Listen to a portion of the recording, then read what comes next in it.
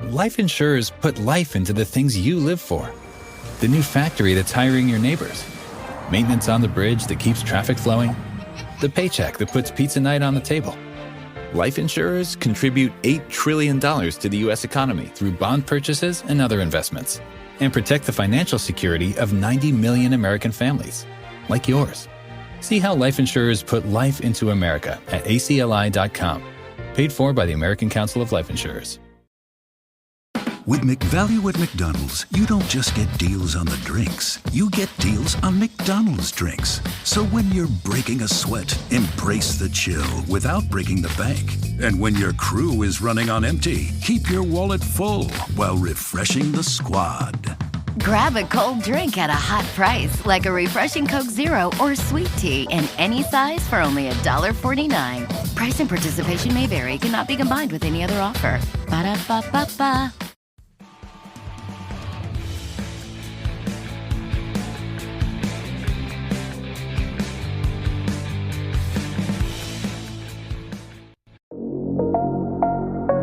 Did you know that Game Pass or Pass is brought to you for free because of Spotify for podcasters? It's a totally free platform, and you can make a podcast today for free. Spotify for podcasters lets you record and edit podcasts right from your phone or computer. So no matter what your setup is like, you can start creating today. Then you can distribute your podcast to Spotify and everywhere else that podcasts are heard. And if you're thinking about taking your podcast to the next level with a video podcast, Spotify can help you too. With Spotify for podcasters, you can also earn money in a variety of ways that includes ads and podcast subscriptions. So what are you waiting for? Download the Spotify for Podcasters app or go to spotify.com/podcast to get started right now.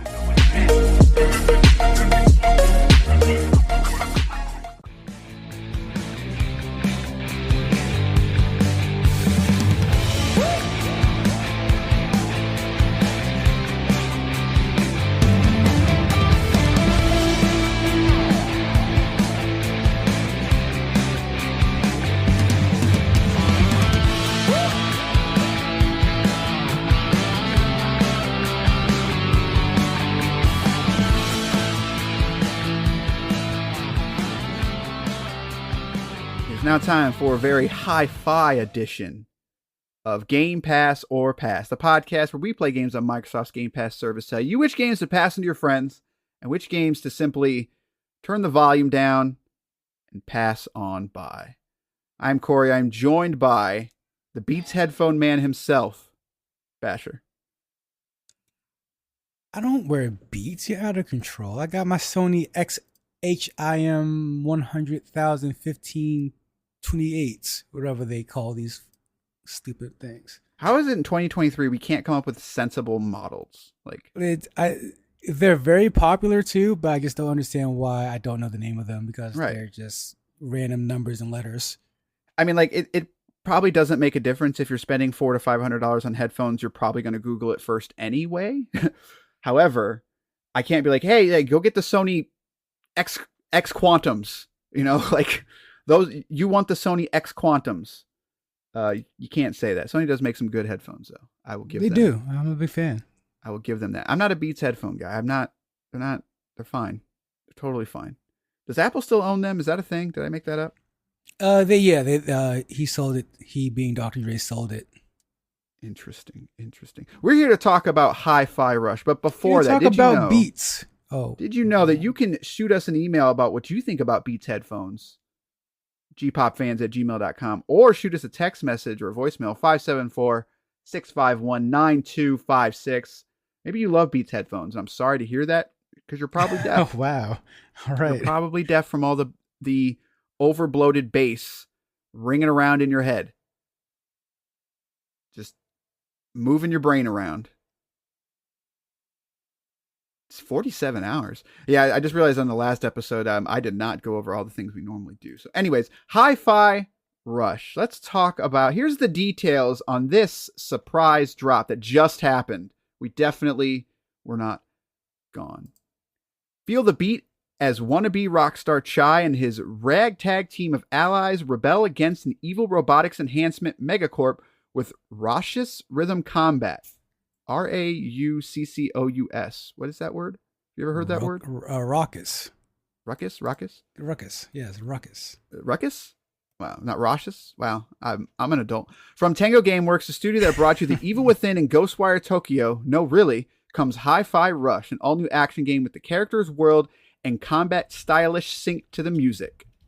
Labeled defective after a shady corporate experiment mistakenly fuses a music player to his heart, Chai must now fight for his freedom in a slick animated world where everything, platforming puzzles, enemy attacks, and even the colorful gags and banter are synced to the beat. This is available on Xbox One and Xbox Series X and... I'm sorry, no. This is only Xbox Series X and S and PC. Let's see here. Features cross-save as well as cross-achievements, so you can start at one playing the other, which I can confirm works because I actually did start this on Xbox but switched to PC for reasons. The main story of 11 hours. Main story is an extras 13 hours with a completionist of 47 hours. That's I'd like to see some details on that. That seems high. Yeah, it seems really high, right? Like really, really high. Let's see. I'm gonna look into that while we're talking about it here. So, Hi-Fi Rush. Let's talk about this one. Where do you start with this one? This has a lot going for it. Like I said, so like, dude. In seriousness, we sort of missed the story with this game. And the story with this game was we didn't know it existed, and then it came out the same day. So like, I don't want to like, what do I want to say? I don't want to belittle the game, but that is half the story with this game, right? I think so, because I mean I only know about it from you. Right. And we had a debate on like whether that was a good or not, a good idea or a bad idea kind of thing. So the question is, do we want to talk about that now or do we want to talk about the game first, I guess? Oh, we could talk about it now because it was coming from, but I think the only reason it was even a debate, if you will, is because I wasn't representing what I said, and what you heard was two different interpretations of something. So but what I'll say is other people had, your opinion as well, though. So. Oh, okay. Well, okay. So my opinion let's go into my opinion of, I don't like the idea that stealth dropping on a popular service is all you need to do for advertisement now. I mean, I completely understand. I'm not a child anymore. I completely understand the cost of marketing and what goes into that. But I feel like there are some games out there that are just so kind of interesting and fun and new that you should put the extra effort in to do the promotion thing. And that's me saying, I personally didn't know this game was coming out or what this game was even about. It could be everywhere on YouTube commercials, or it could be everywhere on forums or something. But as far as I know, I had no idea this game was coming out until it was on my screen. Until you told me about it, and then I looked at it and said, "This looks like Jet Set Radio almost. I might be in." Yeah, and it was really interesting because Microsoft, and we talked about this on our episode of like their first party needs some help, right? And that's not a hot take. They had what, Pentiment last year? That's about it, right? And that's embarrassing.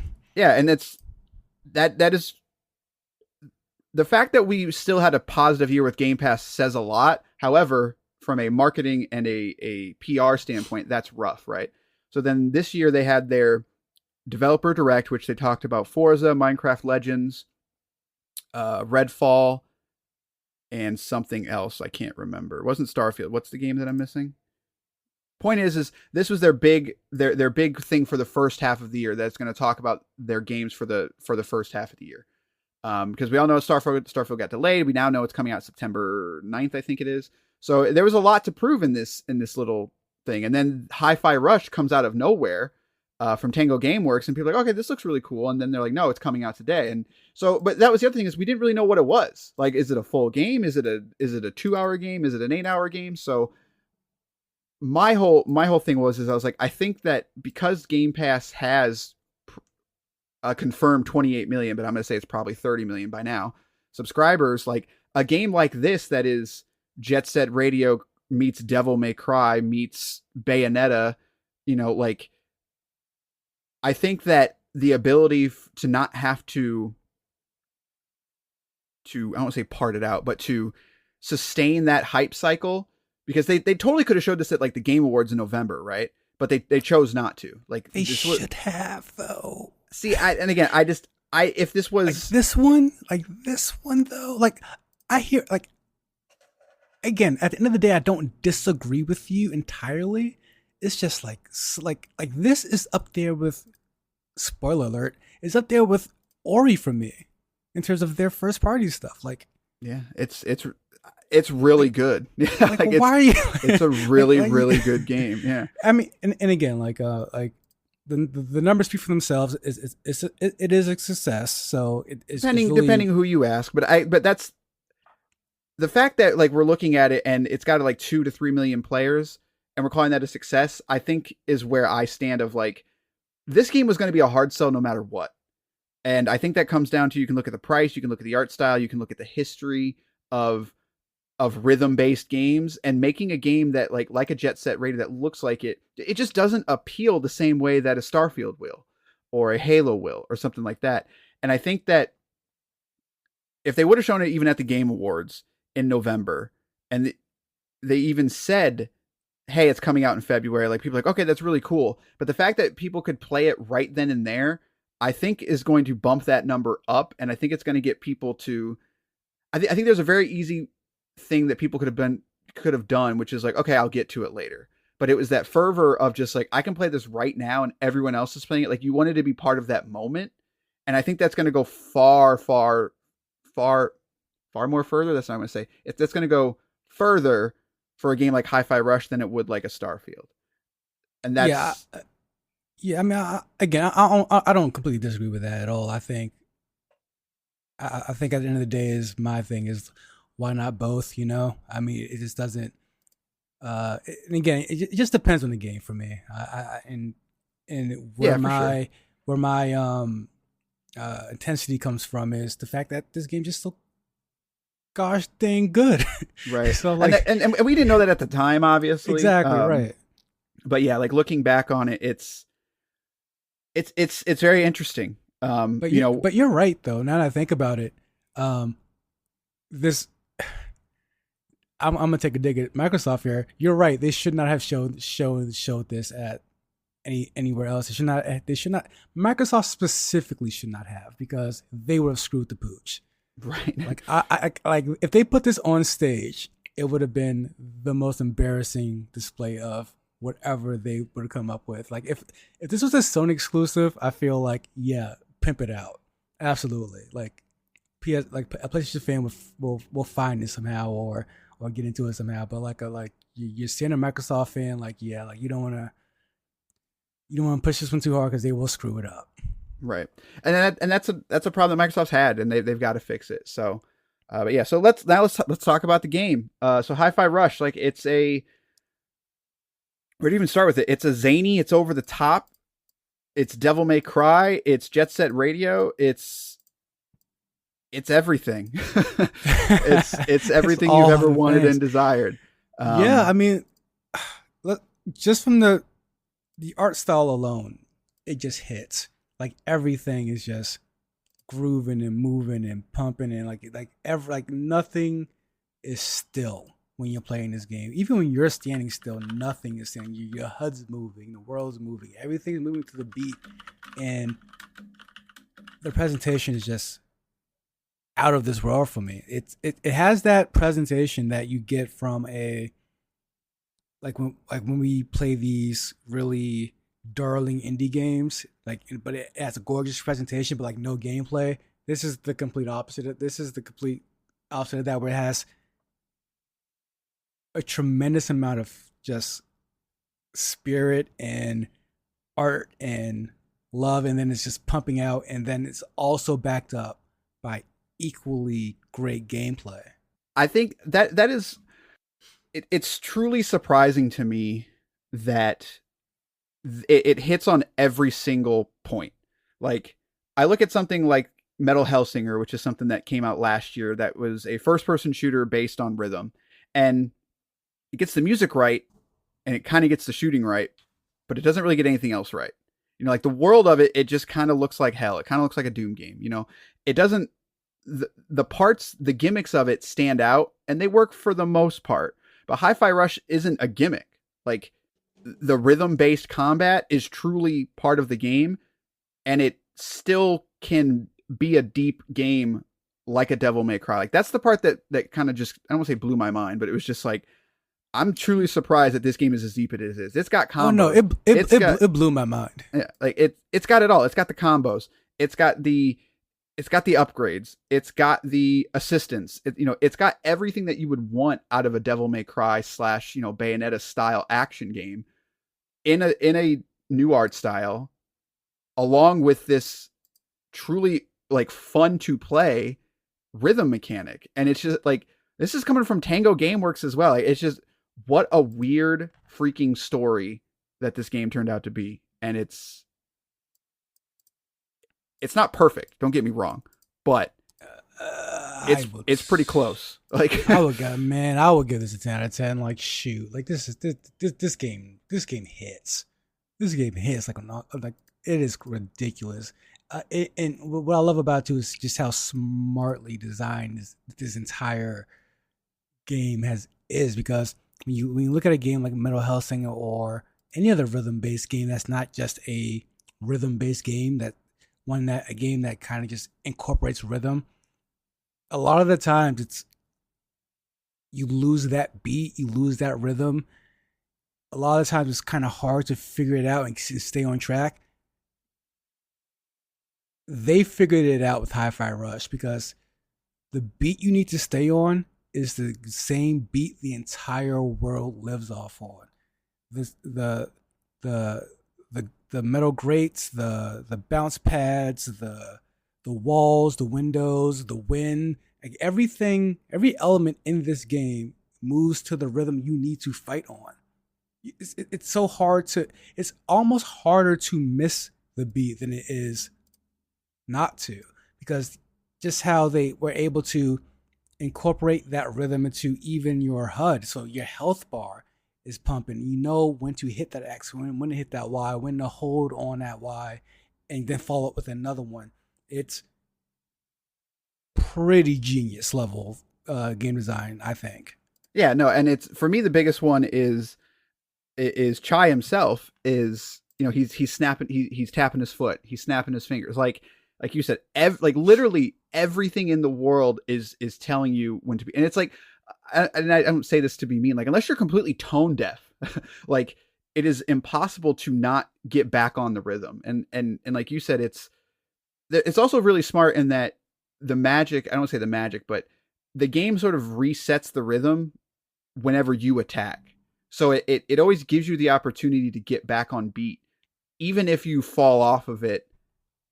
And it doesn't have that awkward moment like with a Rock Band or like a Metal Hellsinger where it's like, okay, I need to stop and reset. You can't stop and reset in an action game like this. You just can't.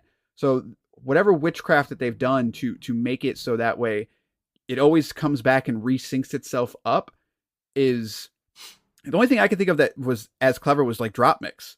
Like Drop Mix had this way of just always, no matter what you did, you felt like you were part of the music.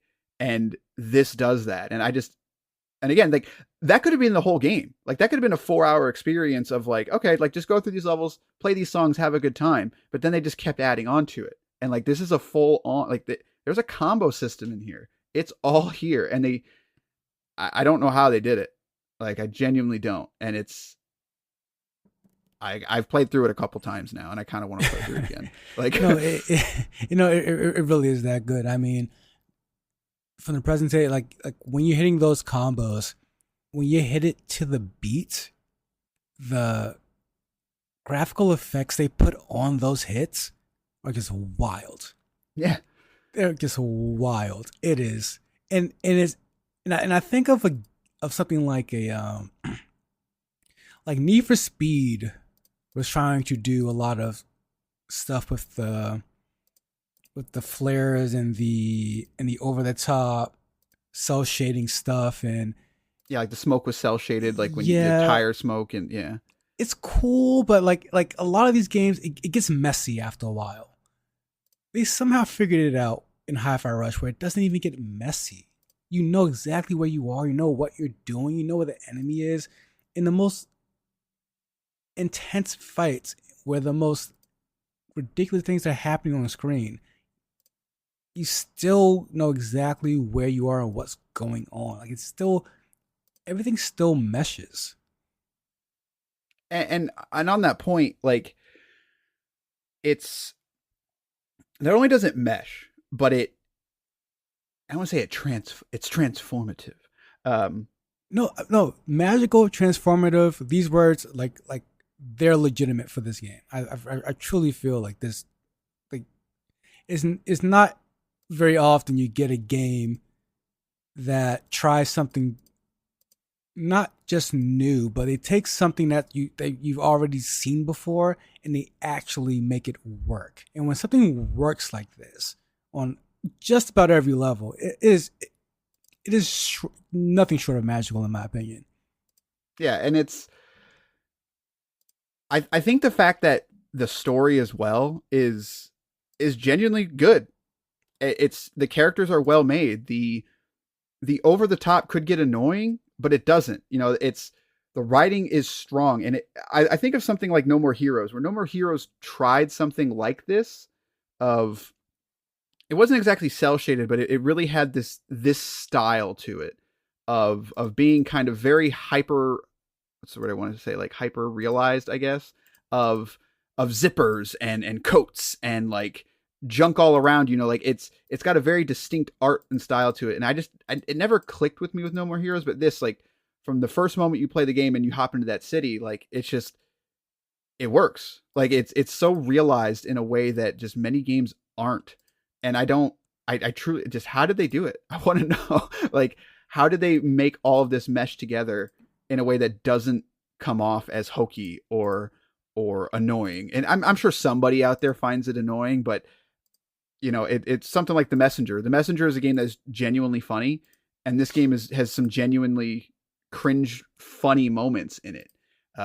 It's got almost a Spider-Man level of humor of where, like, it's dumb, but you're not mad at it dumb. No, absolutely. I completely agree with that. I'll excuse me.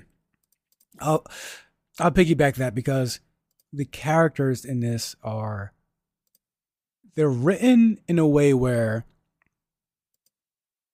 in lesser hands, in a worser talent, they will come off, just like you said, really just annoying, really grating.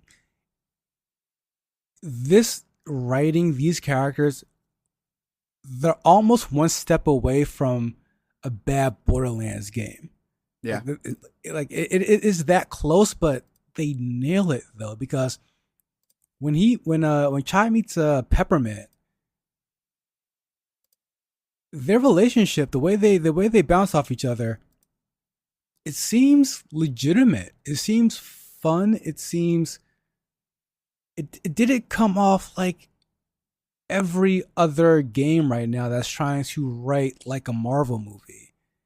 It seemed way more real, like the way they interacted, the way they approach things, the difference in their personalities.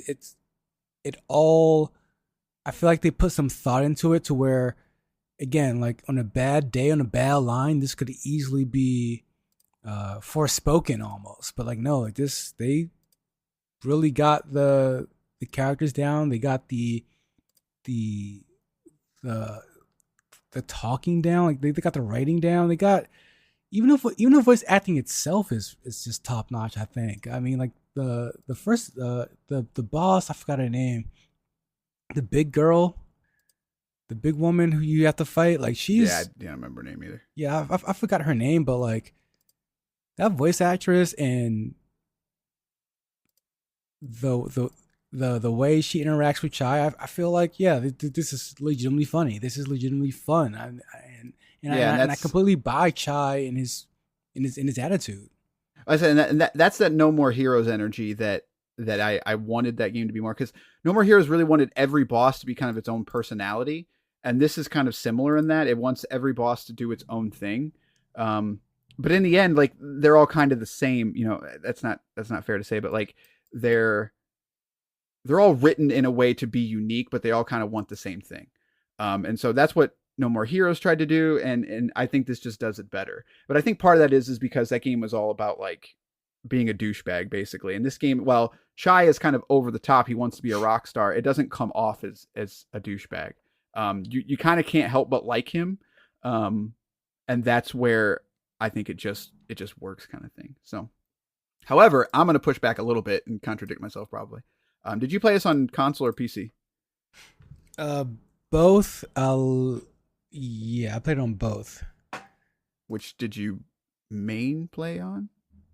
Xbox. So I started on Xbox, and am I crazy? Or yes. Well, full stop. There we go. It's story over. The controls are a little hard to get down on console. Are the buttons different on PC? So I'm doing full on mouse and keyboard with it. Oh no, I use the controller. So I yeah, speak on it. Got it. Okay, so maybe it's just my controller. Maybe it's a latency thing. I'm obviously able to run this, so it runs at 60 frames on console. Obviously, that's the other thing. PC port really good, like zero issues, and it could not high demanding specs at all. I was able to max this thing out pretty easily, and I don't have a super high rig or anything. I've got better than your average, but I'm not like a 4060 or anything like that. But recommended specs I think are like a 2070 or a Ryzen 1500X or something like that. So like that as long as you have a decent computer, you'll be able to run this. The being able to max this out at 144 frames made a difference for me, and maybe I'm just becoming a snob. I just felt like a little bit of latency and stuff was pushing back on me on the console, and it wasn't making me miss my combos or anything because they're very good at it, but I just felt like PC might be the place you want to play this one. Did you get that? I would say that's in general for any good PC port. Like you play it on PC if you have the rig for it. Honestly, I guess that's not wrong, but I guess in this instance, because it's the whole rhythm based thing, I felt like there needed to be a 120 frames option on console. I don't think I had. If I had an issue, I didn't notice it. The only time I really kind of, for better or worse, struggled was getting the counter timing down. That was my next point. Is when they introduced the counter about halfway through. I don't dislike it, but I didn't need it. I don't think I think that's where I'm at with it. I was like, I don't know if I needed that. I think I could have been without it. It doesn't hurt the game, but it definitely doesn't add to it. So that's a tough one. It's like, well, it's not bad, but I don't know if I needed it, which is a weird thing to say in a weird way. It doesn't it didn't take. I think the problem was what you just said. They introduce it halfway into the game. So therefore it's like, here's a new mechanic and you're excited because of how good this game has been so far. So you're thinking you're going to get this new fighting mechanic. It's going to take your fighting game up a whole notch. And it's like, no, it's just a counter thing. And it's like, you could do it sometimes. I'm like, kind of a bummer. I mean, like, that's something you show in the first 15 minutes of the game. Well, and it's I have to wonder if it's because of the rhythm mechanic and maybe because certain enemies, it's required to use it. And it's not hard to use. Like the window on it's pretty forgiving, I guess you could say. So to me, it's almost like some people really hate the like use certain weapon to kill certain thing, or and it didn't bother me here because it just didn't. I guess like it was interwoven in a way, but it to me it was just like I don't know if I needed that kind of thing. I don't know if I needed enemies that required it because it's not a bad mechanic, but it just doesn't exactly fit into the rhythm entirely. Right, because it's not like the enemy is shooting on rhythm or something. Right, the enemy's just kind of there, and you have to watch him. But yeah, although I guess theoretically, like since your combo and your rhythm starts with a hit, That's the thing is like I don't even. It's the whole rhythm thing is woven so well that I don't even know if I noticed if it was off rhythm. I'm guessing it's not, based upon how polished this game is. But maybe it's in there so well that it doesn't bother me. I guess that's a good thing. If I want to nitpick, I guess I would say I would like keep the same rhythm but change the tune up sometimes. Yeah, I feel like it kept the same tune throughout the game, and you can change the tune up a bit but keep the same rhythm. And they would, yeah. So every once in a while they would kind of change the song, and also it uses licensed songs too, which is another. I only knew a couple of them, but that's always kind of cool when there's a licensed song that you know. It kind of changes that level, but it's like when you play SSX and that song hits that you really like. All of the songs in this game are really good, and so you want to bring that back, please. Jesus, man, it's too expensive. It's too expensive to like, do that. Yeah, yeah. Like, cause I mean, the music is what made Tony Hawk and all those games so kind of great. I mean, like besides the gameplay, but the fact that you have these great songs. I mean, like I know people who don't like sports, don't play sports, hate sports, but they will play the heck out of some NBA Street, I think it was. Oh, NBA Street. That's a game they need to bring back. I don't give a dang about 2K anything or NBA Live. Bring back Street. In Blitz. I like my Blitz too. But, yeah, I play some Blitz. But yeah, Hi-Fi Rush is... It's probably because I'm getting older and been playing so many games and seen so much of the industry nonsense. I definitely find myself getting to a point where I'm like, I don't like any new game. You know, like AAA for sure, but like these is like I just don't care about these big huge titles anymore, or it's very easy for me to get fed up with something where I see where it becomes just stale. However, there is games like Hi-Fi Rush where it's like, okay, this is why I game. This is what I came here for. This is the kind of out there, out of the box. Let's put some actual work love into making something. And similar to what you said, you and I have had this conversation many times of just how there's a lot of upset fans, rightfully so, that like Xbox lacks AAA stuff right now. There's no question about it. But when you look at something like Game Pass, Hi-Fi Rush, Pentiment, like those are the games that I'm remembering now. Whereas I look at something like Suicide Squad Kill the Justice League and I'm like, oh great, another open world battle pass game, you know? And that game is probably totally fine. It's probably going to be fun. It's made by Rocksteady, right? Like they know how to make a good game, but it just looks so derivative of everything else that I'm jaded. I'm extremely jaded. And that's why I think Game Pass is resonating with so many hardcore gamers, is because not everything needs to be AAA to be fun. We're going to talk about another game that we really like on this show soon. That's a pixel based, like 2D game. And it's just the new ideas. We need to get back to that time where a AAA game wasn't being so derivative and it actually had new ideas. And that's Hi-Fi Rush isn't AAA, but it's pretty dang close. It almost doesn't need to be AAA. It's exactly what it needs to be. The fact that they sold this for $30 too is kind of crazy. Like, it's crazy, but that's the spot it should be at, though. But it almost makes it seem like it's not going to be this polished and this much fun. Exactly. And that's the issue, and that's a whole other discussion, because we as gamers feel like, especially like the younger gamer, the current generation gamer, if it's not a $60 title, is it a real title? Or if it's free, like if it's not free, like, do I care? Because free means that I can get my loot boxes and all that stuff. And like, that's generally what they like, or it's Minecraft, like, so it's a weird one, but it's weird in the best way possible. And it's, I think it's going to be has potential to be kind of a moment for Microsoft in general, of just like, this is where they started shown what Game Pass can be, as well as what their money can do. Like, would Hi-Fi Rush exist without Microsoft having Game Pass and owning Bethesda?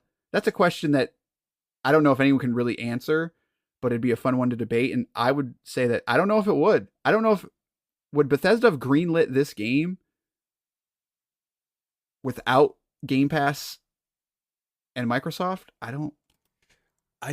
Yeah, I actually don't know. And if the answer is no, and this is the only reason, and it's the only reason we got it, then in that case, then I will beat the drums of Game Pass all day. However, if the answer is the other way, then we just got lucky. Right. Yeah, exactly. Yeah. Is it luck or is it truly the Game Pass effect? You know, you've got Tim Schafer out there talking about how one of the reasons that they like being with Microsoft is because they're able to get projects off the ground they couldn't normally before because of Game Pass, because you have a player base no matter what. And we can sit here and debate all day the positives and negatives about the subscription model, whether it's movies, games, whatever. But like we just said, we're in an era where I don't really care what's going on in the AAA space. If this is how I get more AA games that I super enjoy versus Suicide Squad, Kill the Justice League, like, fine, I'm all for it. You know,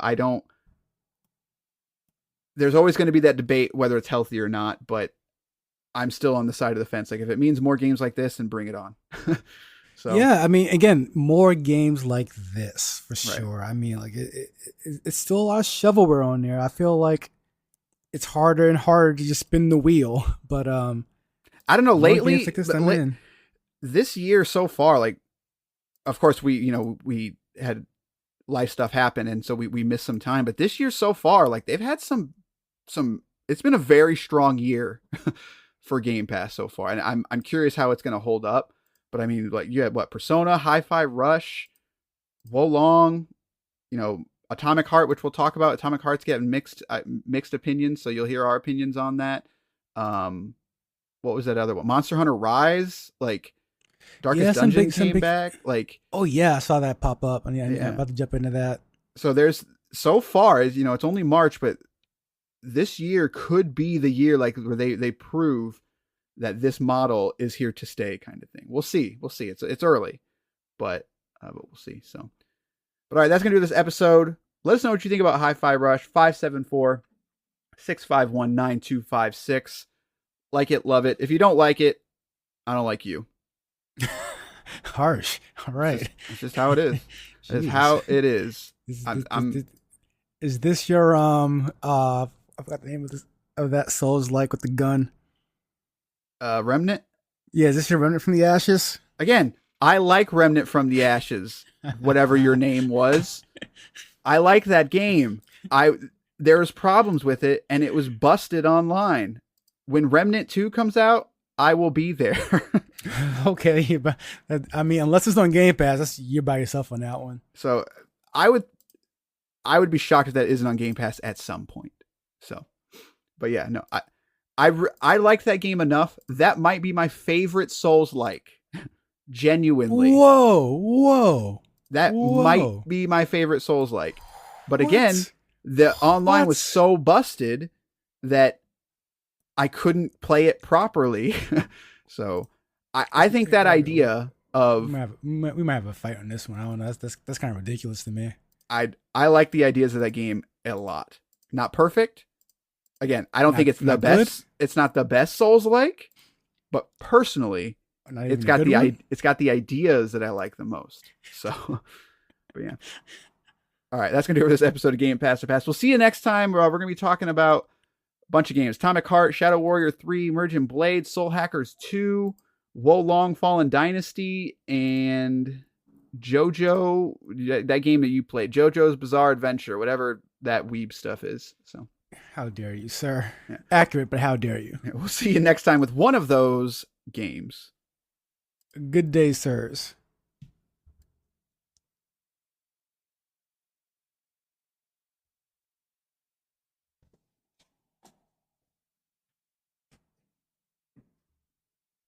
Schwab Trading is now powered by Ameritrade to give you a new, elevated trading experience tailor-made for trader minds. Go deeper with Thinkorswim, the powerful, award-winning trading platforms now at Schwab. Unlock support from the Trade Desk, our team of passionate traders who live and breathe trading like you do. And sharpen your skills with an expanding library of online education crafted just for traders. All designed to help you trade brilliantly. Learn more at schwab.com/trading. Life insurers put life into the things you live for. The new factory that's hiring your neighbors. Maintenance on the bridge that keeps traffic flowing. The paycheck that puts pizza night on the table. Life insurers contribute $8 trillion to the U.S. economy through bond purchases and other investments, and protect the financial security of 90 million American families, like yours. See how life insurers put life into America at acli.com. Paid for by the American Council of Life Insurers. Not all meals are created equal. For instance, breakfast has the spicy egg McMuffin for a limited time, and lunch doesn't. McDonald's breakfast comes first.